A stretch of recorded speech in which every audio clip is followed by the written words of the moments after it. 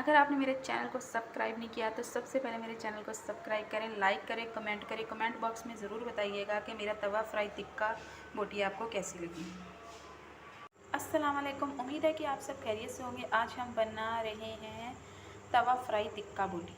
तवा fry tikka बोटी बनाने के लिए आधा किलो बड़े का गोश्त, 5 चम्मच दही के जो ज़्यादा गाढ़ी नहीं हो, 1 स्पून लहसुन पाउडर, हाफ़ स्पून हल्दी पाउडर, हाफ़ स्पून नमक, half spoon red pepper, 1 spoon tawa fry tikka boti masala.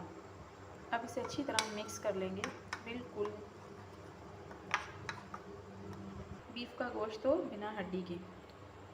अब हमने जो मसाला बनाया है वो हम इसके ऊपर डाल के आधे घंटे के लिए इसे जस्ट होने के लिए रख देंगे ताकि मसाला इसमें अच्छी तरह। हमने मसाले को अच्छी तरह मिक्स कर लिया है, ये देखें। बिल्कुल आधे घंटे के लिए रख देंगे। आधे घंटे के बाद हम बनाएंगे भी आपने आज तक कभी नहीं खाई होगी। उम्मीद है कि आपको बहुत पसंद आएगी।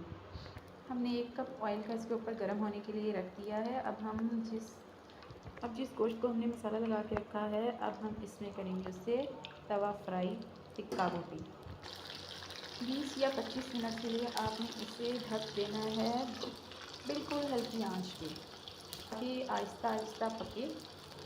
20 मिनट के अंदर आपने बस इसकी साइड चेंज करती रहना है ताकि ये अच्छी तरह पक जाए।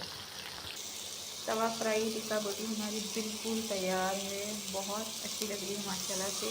एक बार आप लोग ट्राई करके ज़रूर देखिएगा। ज़्यादा मेहनत भी नहीं है इसमें और ज़्यादा खर्चा भी नहीं है इसमें।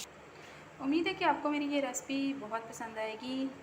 अगर मेरे चैनल को आपने सब्सक्राइब नहीं किया तो मेरे चैनल को सब्सक्राइब कर दें, लाइक करें, कमेंट करें। कमेंट बॉक्स में ज़रूर बताइएगा तवा फ्राई टिक्का बोटी आपको कैसी लगी।